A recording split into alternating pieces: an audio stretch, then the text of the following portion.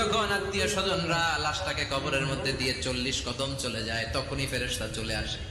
এসেই পরীক্ষা শুরু। মার রব্বুক, তোর রবের নাম কি? আমরা বলবো রব্বি আল্লাহ। দ্বিতীয় প্রশ্ন, ওমা দীনুক, তোমার ধর্মের নাম কি? আমরা কি বলবো? তৃতীয় প্রশ্ন, বিশ্বনবীর চেহারা দেখিয়ে বলা হবে আতারিফু হাদার রাজুল, এই লোকটারে চিনো নাকি?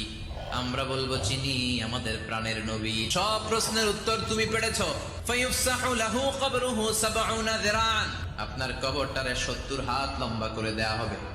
ওয়ায়ুফতাহু লাহু বাবুন ইলাল জান্নাহ, আপনার কবর থেকে জান্নাতের দিকে দরজা খুলে দেয়া হবে।